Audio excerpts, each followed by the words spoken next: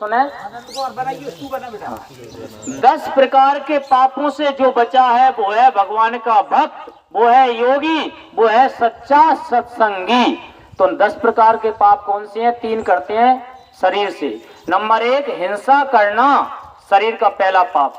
Number 2 चोरी करना, शरीर से दूसरा पाप करते हैं। और नंबर 3 किसी का व्यभिचार करना, बुरे कर्म करना। ये 3 शरीर के पाप। इन तीनों पापों से जो बचा है वो है भगवान का भक्त। अब 4 प्रकार के पाप करते हैं हम वाणी से। नंबर 1 झूठ बोलना, जो झूठ बोलता है वो भगवान का भक्त नहीं हो सकता। दूसरा कठोर बोलना। तीसरा किसी की निंदा चुगली करना। और चौथा किसी बेकसूर पर मिथ्या आरोप लगाना। ये वाणी के 4 पाप है, इनसे बचना है। फिर 3 प्रकार के पाप होते हैं मन के। नंबर 1 किसी का बुरा सोचना।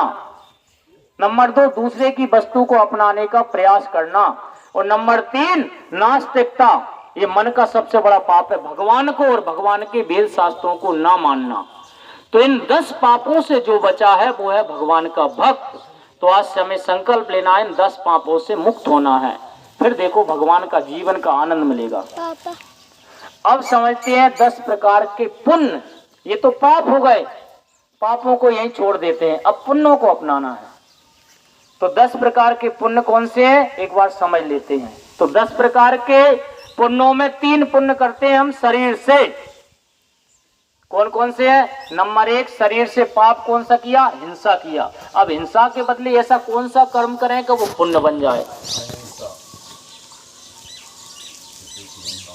तो शरीर से 3 पुण्य करते हैं। नंबर 1 दान करना।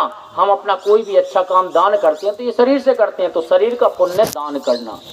दूसरा किसी की रक्षा करना।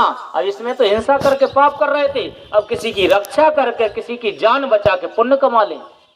और तीसरा है सेवा करना। जैसे यहाँ पर एक भगत जी जल पिला रहे हैं और यहाँ किसी ने चटाई ला के दे दी, मतलब अच्छे काम में जो सहयोग करते हैं अपनी जैसी यथायोग, तो ये सेवा, ये भी पुण्य है शरीर का। कौन कौन से? नंबर 1 दान करना, नंबर 2 रक्षा करना और नंबर 3 सेवा करना। तो ये 3 काम हम डेली करें, ज्यादा से ज्यादा करें, तो हमारे जीवन में पुण्य बढ़ेगा। अब वाणी के 4 उल्टा कर लो। झूठ की जगह सत्य बोलो, वाणी का पुण्य हो गया। कठोर की जगह मृदु भाषी, मतलब मीठा बोलो, ये वाणी का पुण्य हो गया।